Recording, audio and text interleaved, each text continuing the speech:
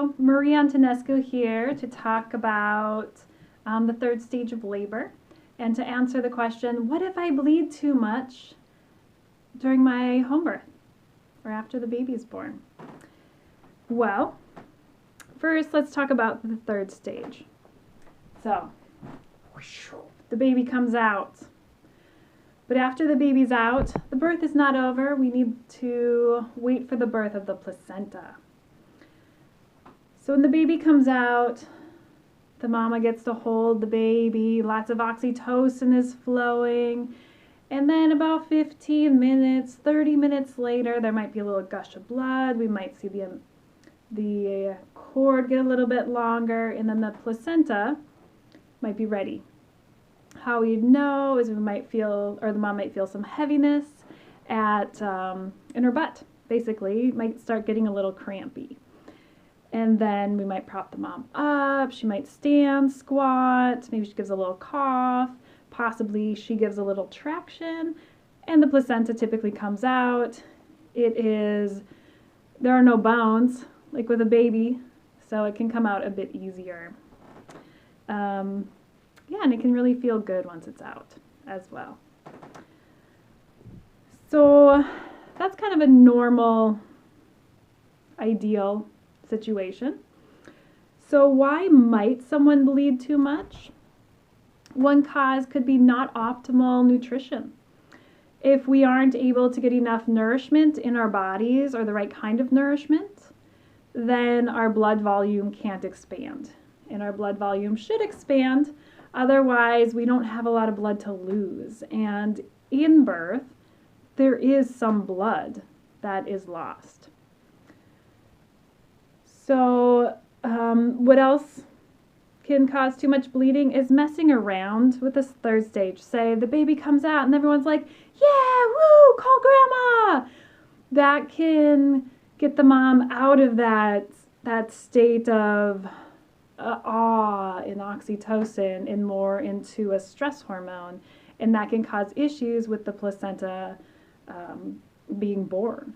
And we need the placenta to be born because once it comes out, then the uterus can clamp down all the way, and while the placenta is in there, it cannot clamp down all the way, and bleeding can continue to happen. A full bladder could be making it so the placenta can't come out, and then blood might continue flowing. So emptying a bladder is one way to help the placenta out. A tired uterus, like really long labor, maybe the mom didn't eat in labor, so there's not a lot of nourishment in there. Maybe mom was vomiting in labor, so there's not a lot of nourishment in there. Possibly the uterus is really extended. Maybe there are multiple pregnancies, or maybe there are multiple babies in there, or maybe this mama has had multiple pregnancies, and so things are just more stretched, and the uterus needs help to clamp back down.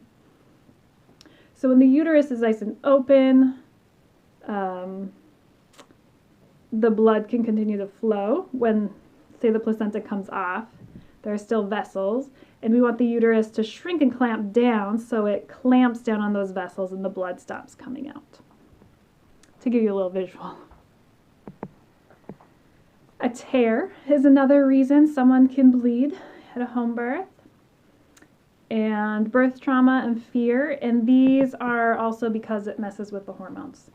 So if a mom is feeling fearful, traumatized in some way, oxytocin can't flow as well and keep things going. So why bleeding too much is undesirable? Well, we need our blood for life, for health, for vitality. If a mom bleeds a lot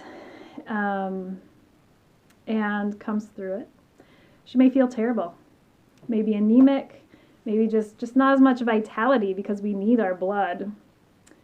And if a mom does become anemic through blood loss, and possibly the mom was already anemic, and then this lowered her iron stores, it can be harder for the milk to come in. It can just be overall fatigue, which just makes it harder to be a mom.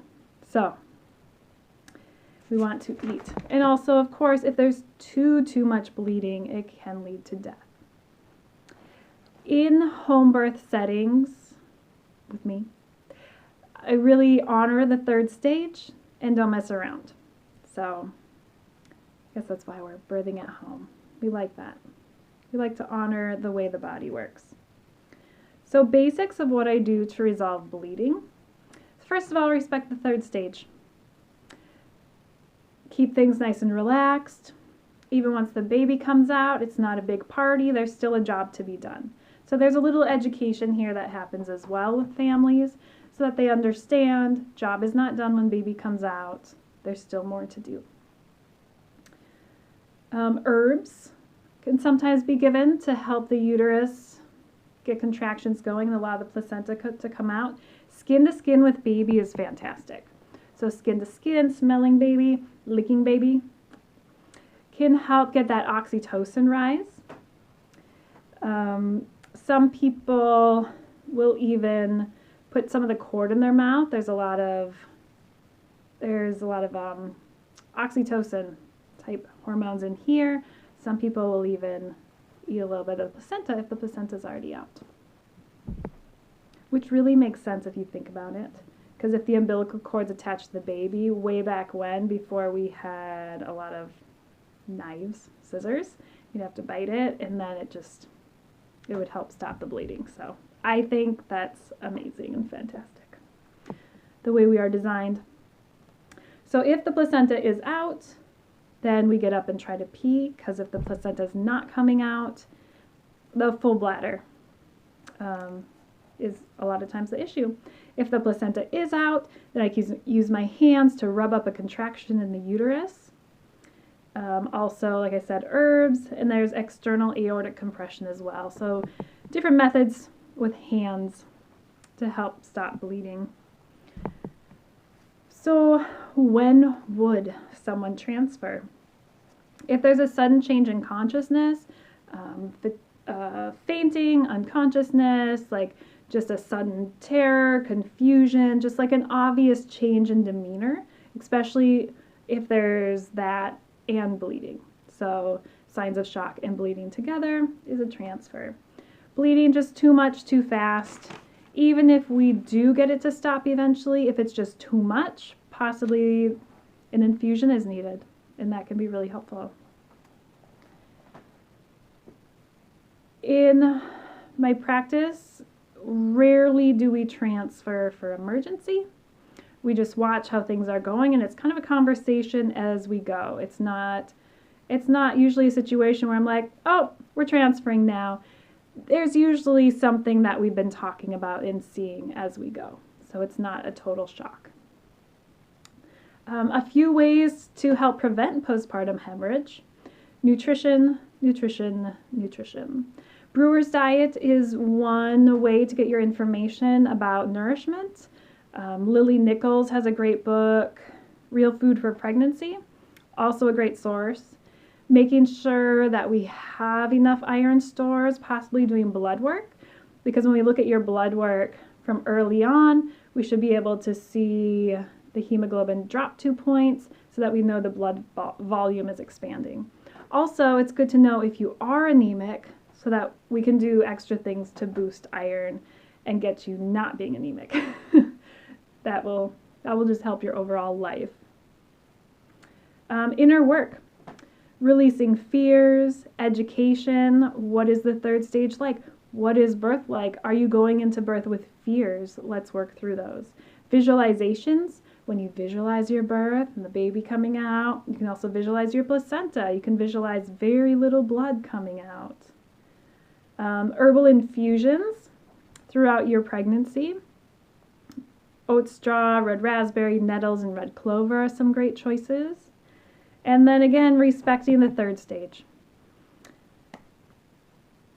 So this is my little presentation about postpartum hemorrhage for Indie Birth Midwifery School. Thank you.